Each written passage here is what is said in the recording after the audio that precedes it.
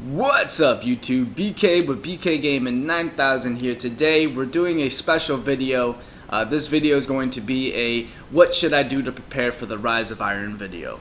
So we're here at the tower, and the reason why we're here at the tower is because one of the things that you want to do is definitely clear out your postmaster. You definitely want to make sure that nothing's in there, just in case they throw in some goodies in there. You know, you can find out what goodies they gave you. I know with the Taken King they gave you a couple goodies, so hopefully they'll give us something when Rise of Iron drops.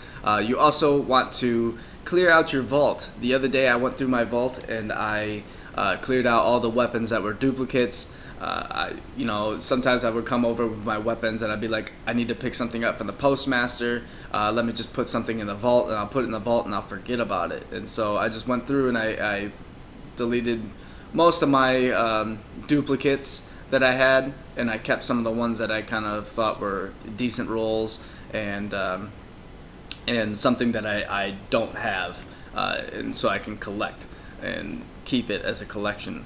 And so, you know, I did the same thing with my armor.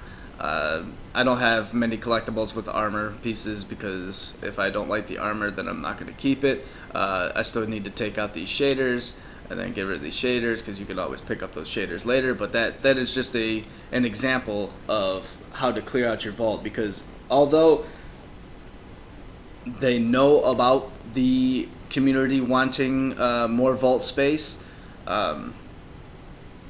they're not going to give us more vault space as of yet. With no updates coming to the last gen console, we can look forward to possibly getting more vault space in the future. So that's always good. Next thing that you want to do to prepare for the Rise of Iron, I've actually already done it. I would pick up some 3 of coins. I wouldn't burn through them a lot right now. I would wait till Rise of Iron to start burning through them, because, you know, with the new Rise of Iron, you're going to get the higher light levels, and you're going to want to get the new weapons that are coming out within the Rise of Iron, and to get those you're going to need 3 coins. So I would just start buying them now and then stocking up on strange coins in the meantime while you're stocking up on 3 coins. It's going to be hard to kind of do both simultaneously, but I do have a video on how to get more strange coins in my channel, so go ahead and check that out.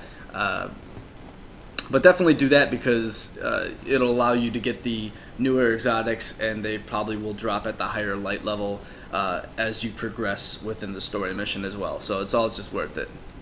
And I will see you guys in orbit. Alright, you guys. So next thing you're going to want to do is you're going to want to stock up on some legendary marks. I already have the maximum legendary marks that you can get, which is 200. The reason being is because when those special engrams at the tower, they drop from the Cryptarch, you can purchase things with your legendary marks, as well as Iron Banner exclusives. I believe you're going to be able to purchase those with legendary marks. So you definitely want to go in to Rise of Iron with a full stock of legendary marks. To get those, I would just start playing daily heroics, the daily crucible, the weekly crucible, as well as you have the heroic strikes and the nightfall. But the heroic strikes you can do 3 times. As you see, I have one bonus, a weekly bonus remaining, so that's 30 legendary marks that you can get right there. And if I did all 3 of these, which would take me like maybe an hour to do, you know, I would have 30 right here, and then plus another 10, which would give me 40. And you know, your max is 200, so you're already almost, you know, a third of the way there. So that's something to look forward to. Next thing you want to do is, yes, I do know I had the first firewall still, you know, unlocked. This is my Titan.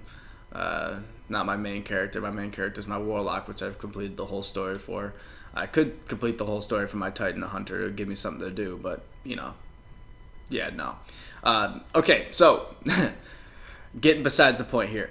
Next thing you're going to do is you're going to want to go back and take care of some of these strikes. And the reason being, like the Devil's Lair, Septic Prime is actually getting a update within the Rise of Iron, because you're gonna have that whole new area to the Cosmodrome, Fail's Winter's Peak, and you're going to want to play the Devil's Lair because it's going to be updated with the update, and you're going to want, that sounds redundant, but it's going to be updated with the update, as the enemies are going to be new, and even Prime's going to be Siva infested. So definitely get familiar with the strike. I know a lot of people with the Taken King kind of skipped over this strike, because if you had a friend who was already a higher light level when you got in here, or if you were a high light level when the expansion came out in general, you just started with the Taken King stuff, so you might not have played the Devil's Lair in a long time, so it might be worth playing there.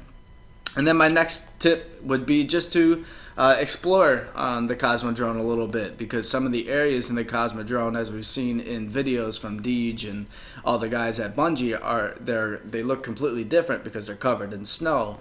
And so you might want to get to know the areas a little bit more, where there could possibly be some buildings, because along with calcified fragments that were over here at the Dreadnought, so yeah, 45 out of 50 on this character. That was just to unlock the Touch of Malice. I got 3 Touch of Malices. I worked my butt off to get all 45 for 3 characters. It's pretty crazy. But just like the calcified fragments, you're gonna get these new Siva fragments. That's what I'm gonna call them right now. But they're like kind of like Siva clusters, and there is an exotic weapon that we believe is going to be the one that you get for collecting all those, kind of like the Touch of Malice, where it's going to be like an OP raid weapon, and it might be that pulse rifle that's in the videos. I will have a picture of that right now.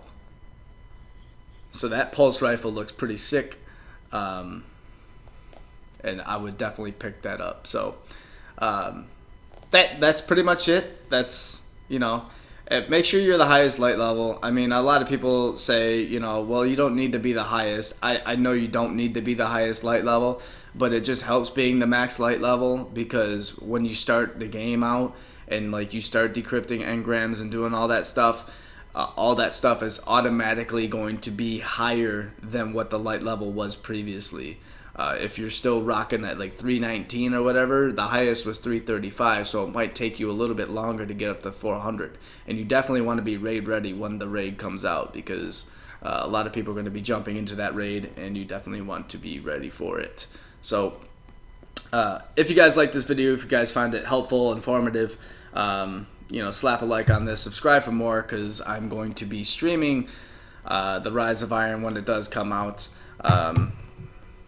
Yeah, so I'm probably going to make sure I have that day off of work so I can stream it for you guys. So have a nice day.